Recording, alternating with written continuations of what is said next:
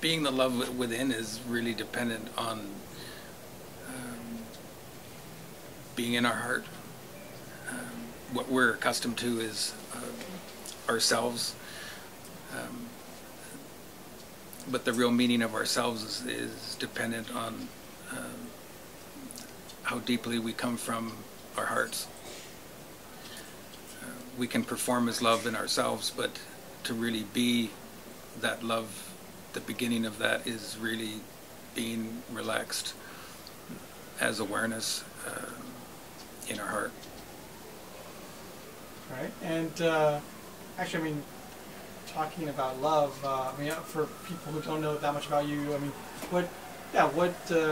I see you're married, right? Got a wedding ring. Can you tell us a bit about that as well? Get personal for a second with us.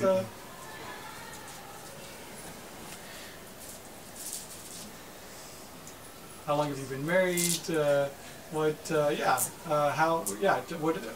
What is it? What place does one need to be in oneself in order to be able to love another person in a healthful manner? Being married or being in a real relationship is completely dependent on two people being in their hearts and living from within their hearts, and then being in the heart together. Real relationship is completely dependent on two genuinely meeting without filters and projections. And how long have you been married?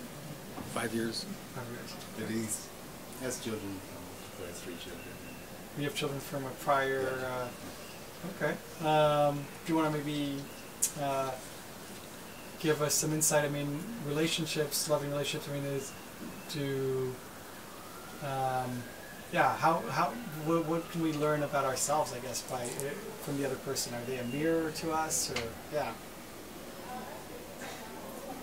You got married recently, didn't you? I did just a year ago. Yeah. Or anything else, change the topic for a second. Obviously, you don't. I'm pushing in the wrong direction here. Real relationship begins with meeting, and two people as meaning from within a deeper place and from within the heart, meeting each other, and when there is that authentic meeting, then there's a possibility of real communion. The communion not based on what's taken place of past experience, but more specifically what's taking place on a being level, and the different levels of the being available in accessing through the heart being like the doorway to the being.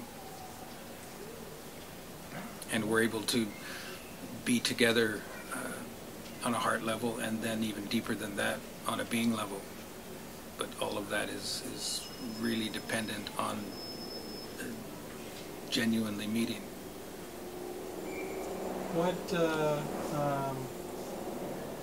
How do you see spirituality? What is spirituality to you?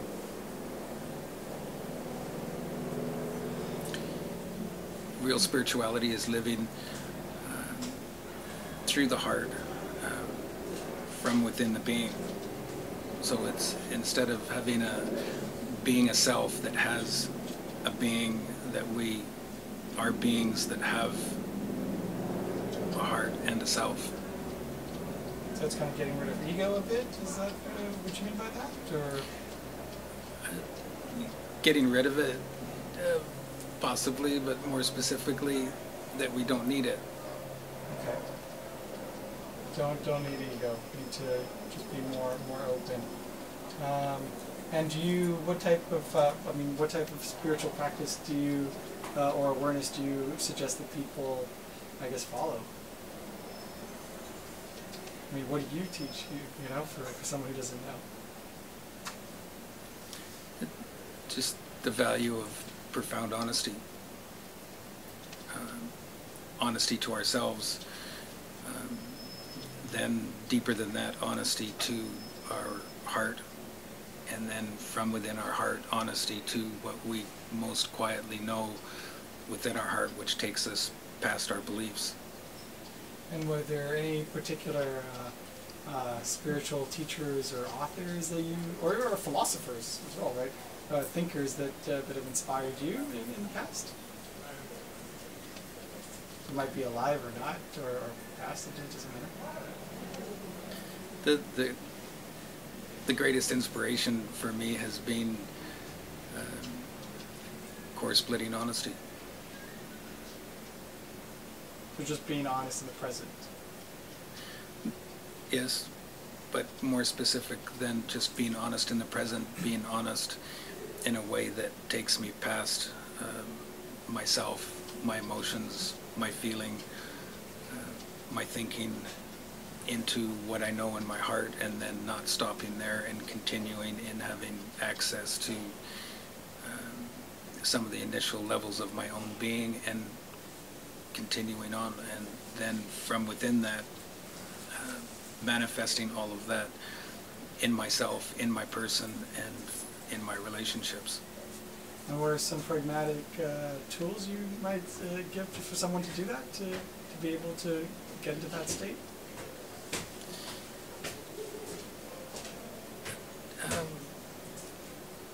That you don't need your beliefs. If you have, to the extent that you have beliefs, you don't have real access beyond yourself into what's much deeper than yourself. So shedding a lot of false beliefs is a good start. Or just simply, yes, shedding false beliefs, and then just very sweetly needing no beliefs. Can you give us an example, maybe? With context. That you don't, you don't need the belief that you need to be loved. Sure, I mean, that's something that a lot of people believe, obviously, right? If you have the belief that you need to love, that you need to be loved, then you also can't really love. Sure, you gotta love yourself first. If you have the belief that you need to be loved, then you're going to live in yourself from a level of performance, of gaining love from others. So then you can't come from a deeper place than yourself. Did you ever have that belief that you needed to be loved?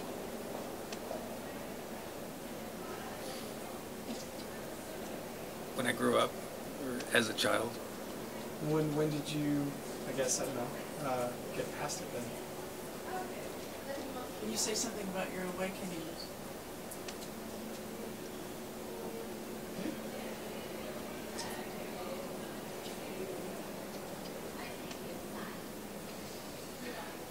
At about 17, I just profoundly opened and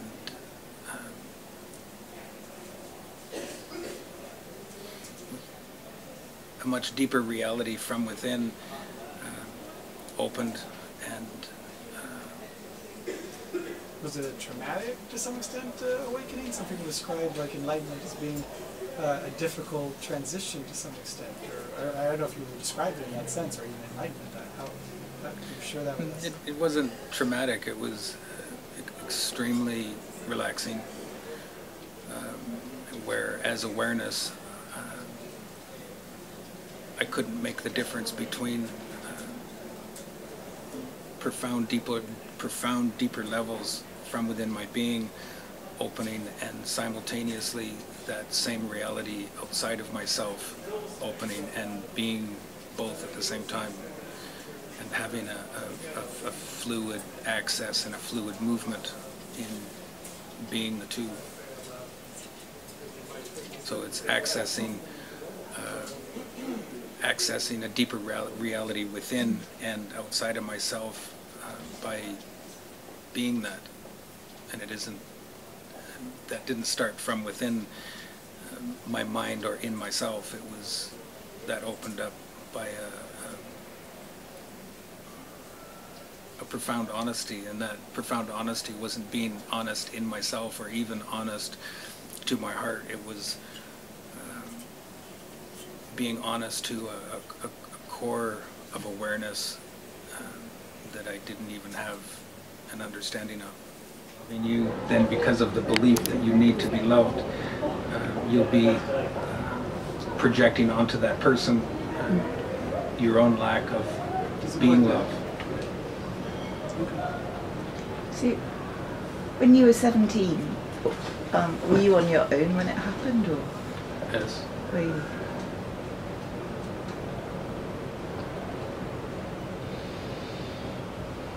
Andrew Cohen described something similar when he was 16. I don't know if you've read any of his stuff, but he claimed like it was just a very sudden kind of transition, some sort of, where just everything changed for him, the way he saw reality. Was it something that took you a while to digest? I mean, or would you say that as soon as that happened the next day, you were pretty much in the same state as you were a year later, or I don't know. Yeah. It wasn't difficult to integrate because it was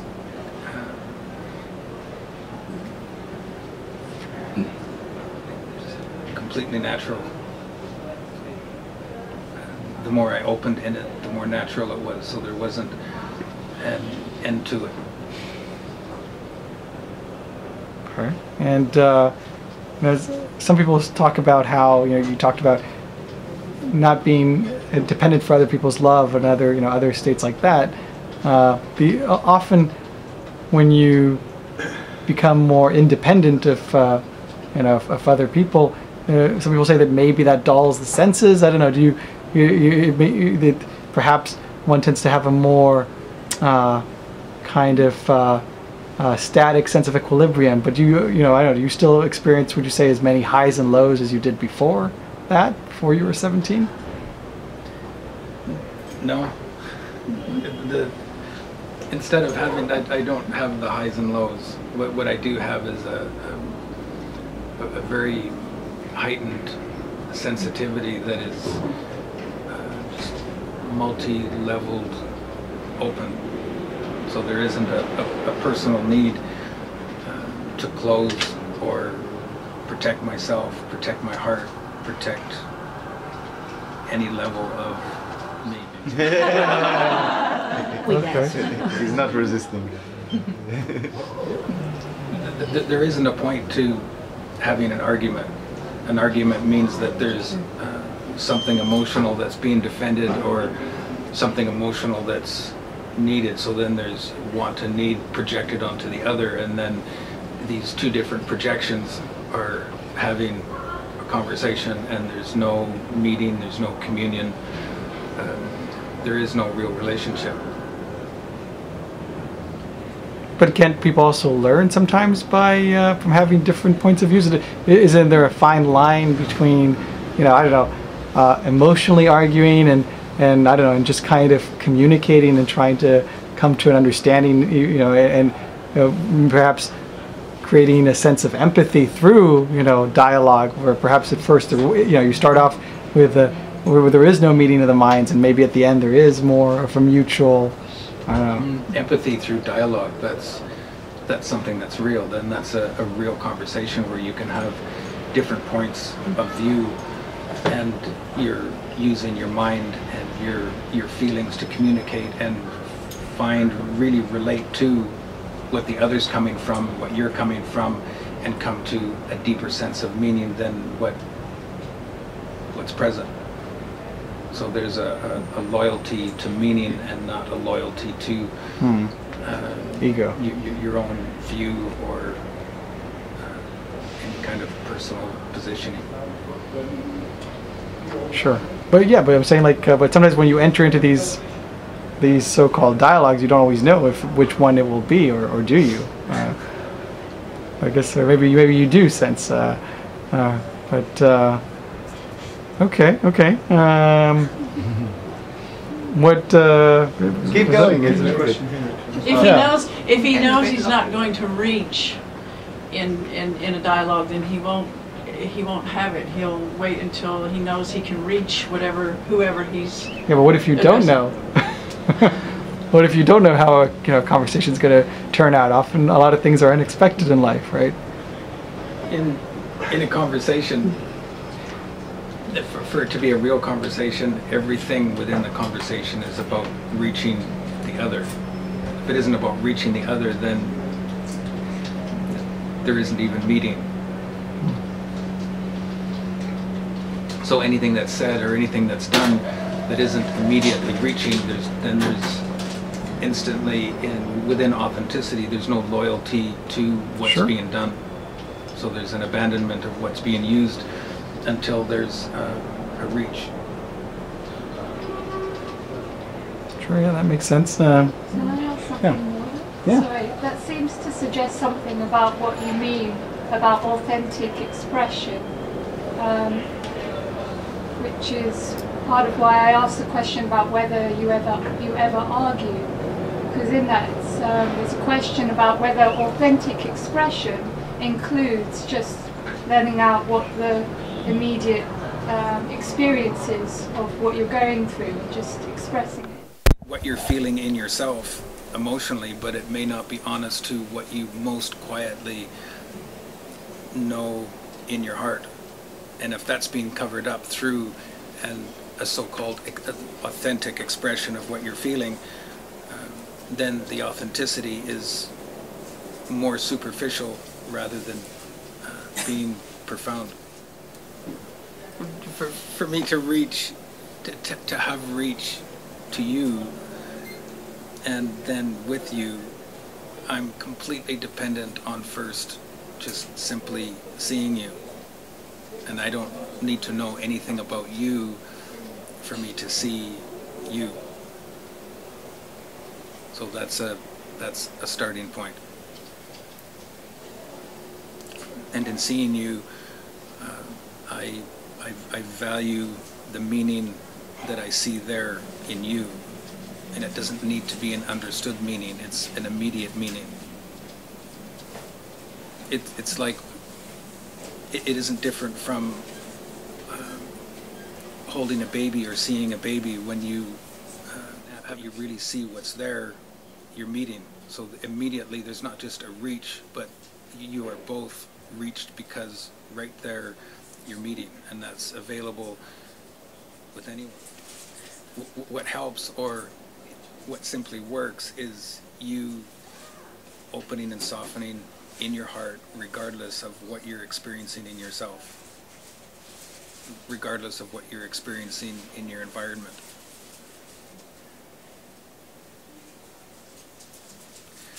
Opening and softening in your heart is it's something that you do very naturally when you relax. When you lie down to go to bed, regardless of what's taking place in yourself, regardless of what you've done or what's been done to you, regardless of what your day's been like, when you lie down to go to sleep, your personality and the outward experiences in your day soon pass away. Your past goes away. Your self passes away. It isn't very long where you begin to rest in your heart. You're opening and softening in your heart. So everything of yourself and your past is behind you, and then you begin to be what you really are. To be that kind of fundamental openness as awareness and softness as awareness that you are just before you fall asleep, you're able to live like that in yourself, in your person, in your relationships, and in your life.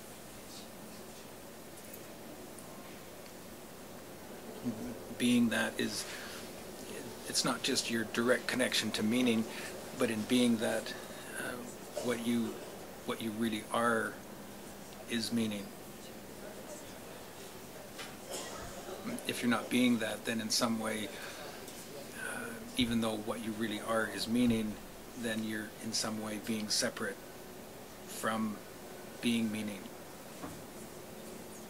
If you have beliefs, then you'll function in yourself, looking for and performing for meaning. When you're profoundly relaxed within, then you simply are meaning, and everything that you're doing in yourself and with what is outside of yourself is a movement of meaning. So then everything is profoundly satisfying, a much deeper place within than even morality and ethics. If you're not coming from a profound place, if you're not genuinely coming from a deeper place in your heart, then anything that you're moving in of ethics and morality is going to be based on a belief system. Beliefs that are incorporated culturally through upbringing, through what we need to be true or want to be true. And do you think that those intuitions that one would get, could they still be, I mean, culturally specific? I mean, you're saying we should kind of shed the, all these beliefs, but isn't that impossible to some extent, then, right? I mean, you can't shed your beliefs. If you have a personal need or want to be free of your beliefs, then you're already functioning by a belief. You're believing something of what you don't have, and you're moving in a direction that's separate from being meaning. So you're running after meaning, believing that if you could be free of all of your beliefs, then you can have your own being, or come into your own being, or awaken to that which is way beyond what we are as a self. The intuition, you can rely on your intuition, but what you're coming from within is what governs your intuition. If you have an ego, then your intuition is going to serve your ego.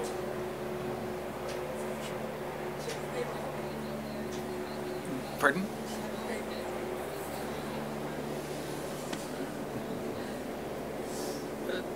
No.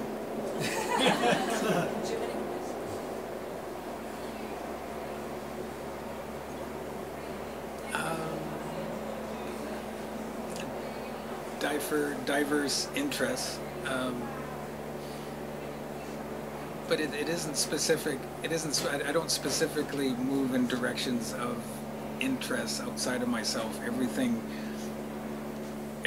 right now is profoundly interesting. No. Yes, you do have a passion for something, and that's why you're in this world, and maybe you can say something about what you're here for.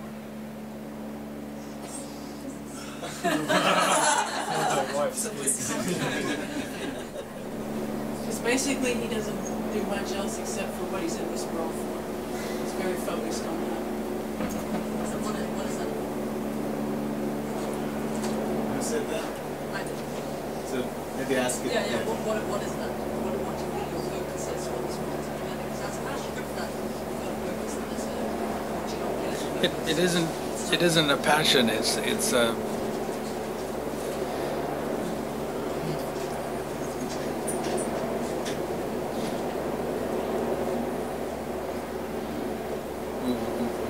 What I really am is just simply meaning, and it's an uneventful meaning. So it's not dependent on anything, and I move as meaning from within the various levels of my being, manifesting within myself and outside of myself what I come from. And that isn't limited to any specific focus. You're still not saying what you're in. What I do in this world is an extension of what I am within, which is a direct connection to meaning by being meaning, and then manifesting that on the outside. So when I meet with people, when I'm speaking to you here, I'm engaging levels of meaning within, creating an invitation for awareness to drop into. I work with a team of people who are basically helping organize what I do throughout the year, where I speak, where I go. That requires a lot of time, a lot of workers, volunteers. But aside from all of that, it's simply I'm meeting with people, and within that meeting I look to reach what's actually reachable in that person or in that group, and to just directly go deeper within, which introduces others to what they know is real and true within, but have perhaps in some way become mixed up or distracted by their own efforts of accessing something that is actually immediate and direct. It doesn't require an effort, a practice, or a performance. Interesting questions, but my question is, for myself, I'm trying to conceive my second child at the moment, and what would you suggest I do to make that successful? To make that successful, basically.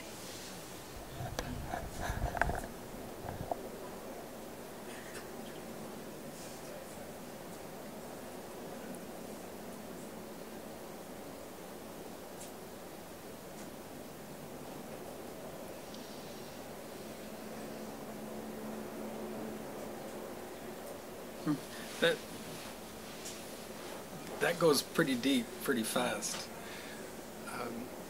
because that begs the question of what are you going to, when you do conceive a child, and that child is born, what are you going to be with that child? What are you going to come from within? What are you going to give to that child? Are you going to be satisfied with having a baby, having a child, so that you can have that relationship, so that you can be a mother and raise a child? Or are you going to go past that, where you're really meeting on a heart level, and deeper than that, that you're meeting in some way, just even touching on relating to each other on a being level, with that mattering more than how you as an adult would be raising this child?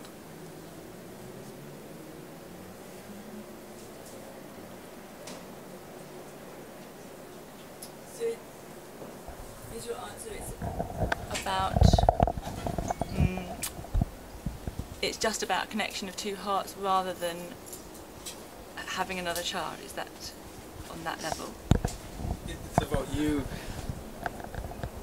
being your heart, you valuing being your heart within yourself more than you valuing yourself.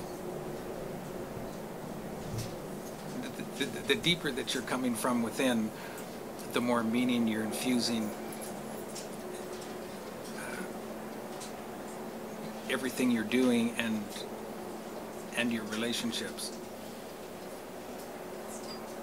When you're with a child listens to what you're saying or is hearing what you're saying, but really a child is looking to you.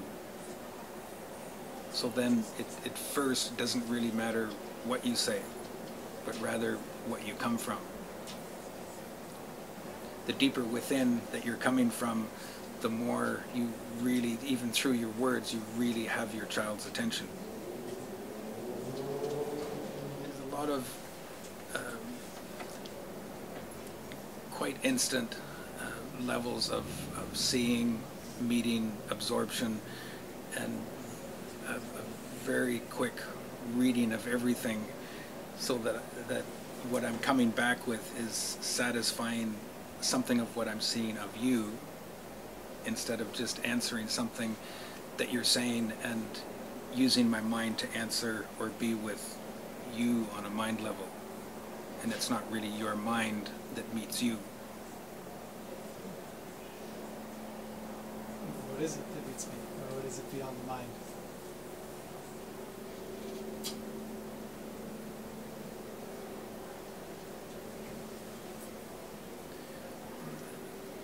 Meaning. And meaning being satisfied with meaning. It's because what we really are is meaning, that in ourselves we pursue meaning.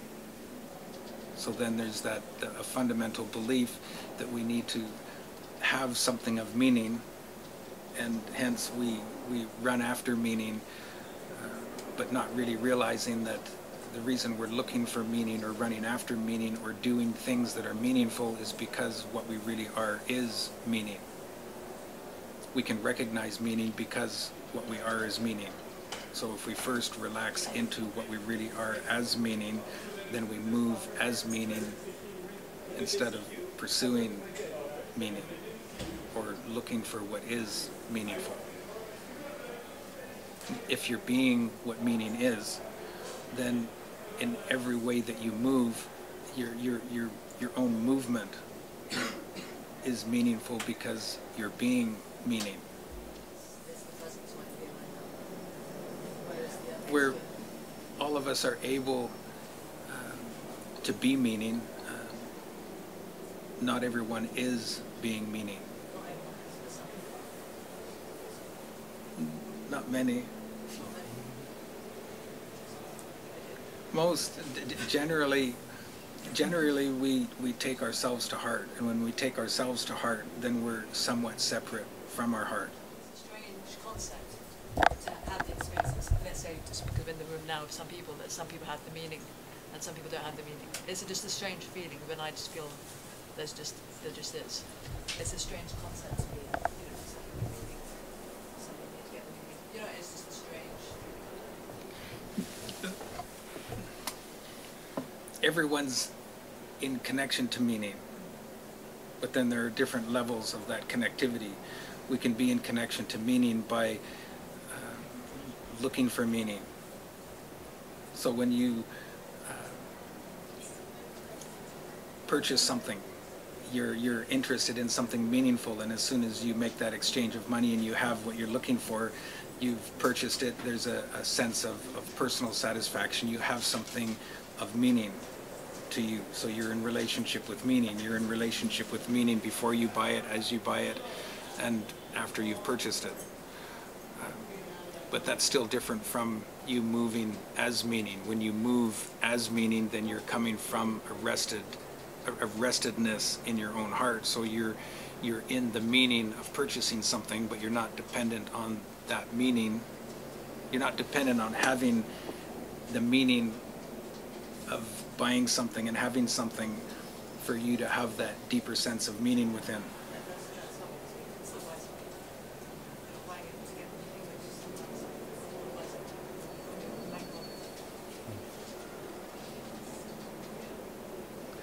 Our tendency in being in a body and having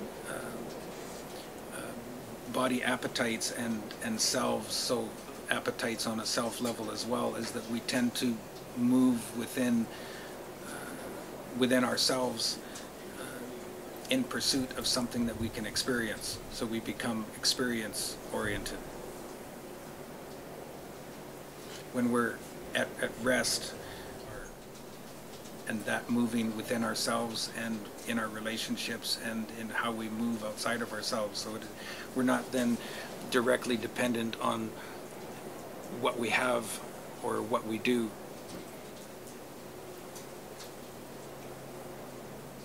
And can you say how you get to that rested place? We all get to that place of being meaning by simply opening and softening in our hearts. Which are probably connected and which are really troubling me and bothering me. So I'm really looking for some clarity, to really find some clarity and reality about these issues. Okay, just start away. First one is I wonder if you can tell me what really prompted me to come here. Like, what was my deeper motivation? What I am to learn here, to do, to experience?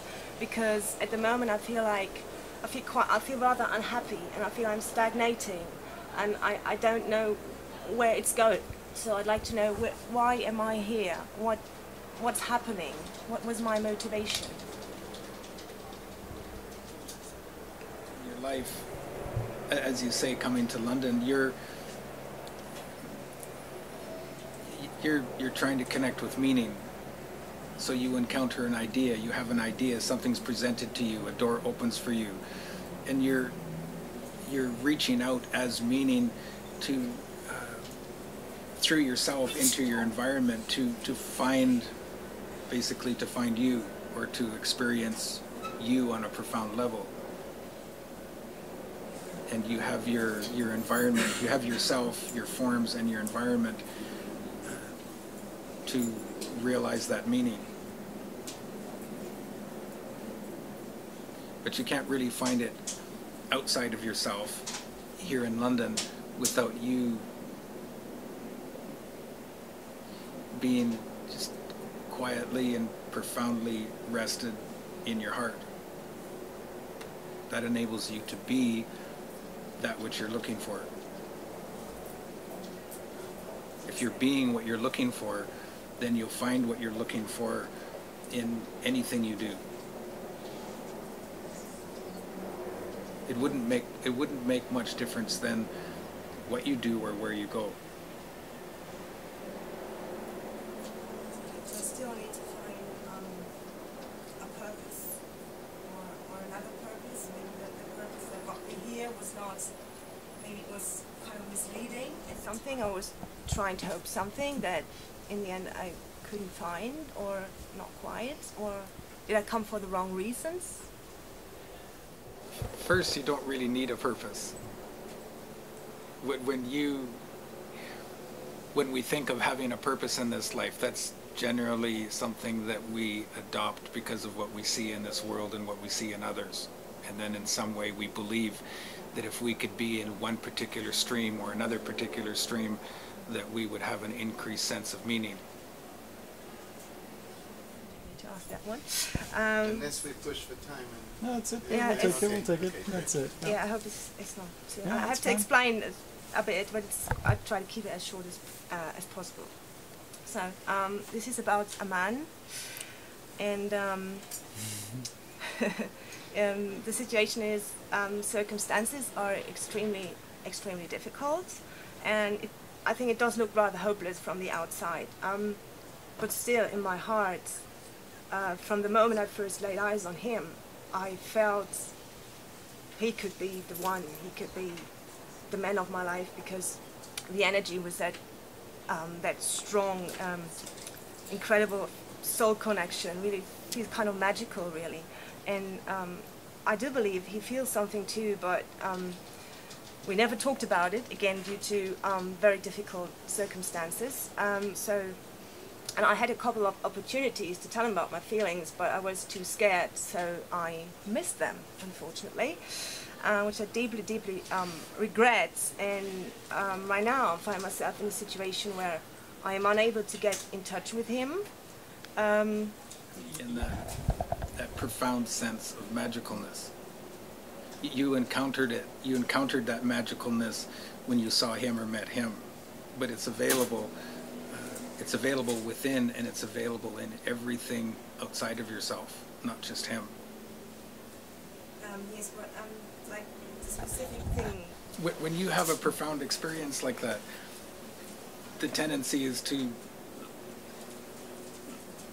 latch on to what you're identifying that provides that experience for you, instead of realizing the code within of that magicalness that you were in, of what you experienced when you saw him, and that you're able to be in that with just in you, and then with anything outside of yourself. So you don't need that relationship, and you don't need that connection for you to be in that magicalness. When you encounter that magicalness, that awakens you to just magicalness within. And it doesn't come by as you've experienced you being with that person. You believe it is going to be with that person because it opens up as an experience. It opened up as an experience when you saw him. So then you think you need to be with him, or you need more of what you had when you met him. You're not being that magicalness that you experienced when you saw him. It's like a light switch. The light switch came on when you saw him. That tells you that there's a light switch within. When the lights first come on when you meet someone, that tells you that you're able to live with your lights on. And you don't need a relationship for you to live with the lights on. And you don't need a special person to be with for you to live with your lights on. Anything that you experience where the lights come on, that tells you this is what you're able to be. You can be that in everything with anyone.